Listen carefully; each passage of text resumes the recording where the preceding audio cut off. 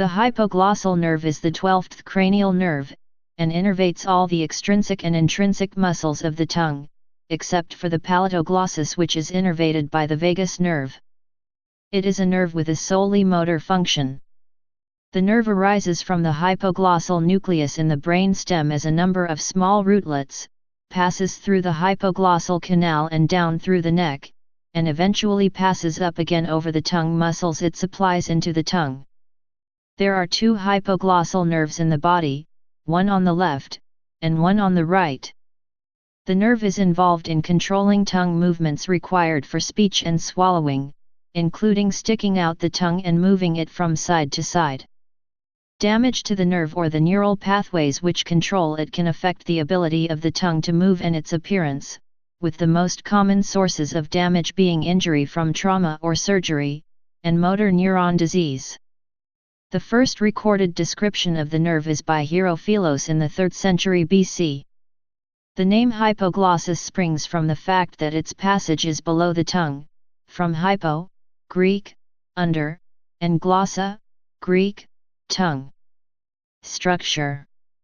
The hypoglossal nerve arises as a number of small rootlets from the front of the medulla, the bottom part of the brainstem, in the preolivary sulcus, which separates the olive and the pyramid. The nerve passes through the subarachnoid space and pierces the dura mater near the hypoglossal canal, an opening in the occipital bone of the skull.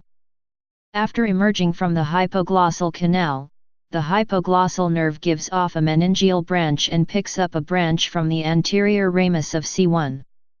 It then travels close to the vagus nerve and spinal division of the accessory nerve, spirals downwards behind the vagus nerve and passes between the internal carotid artery and internal jugular vein lying on the carotid sheath.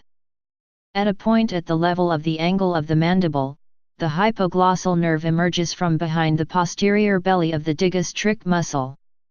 It then loops around a branch of the occipital artery and travels forward into the region beneath the mandible.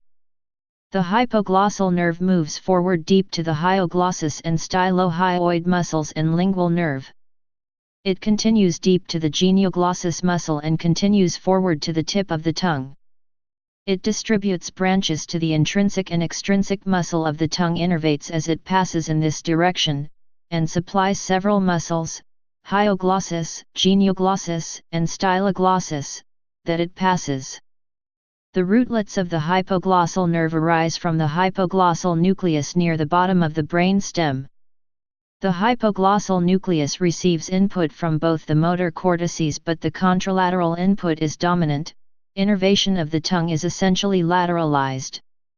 Signals from muscle spindles on the tongue travel through the hypoglossal nerve, moving on to the lingual nerve, which synapses on the trigeminal mesencephalic nucleus.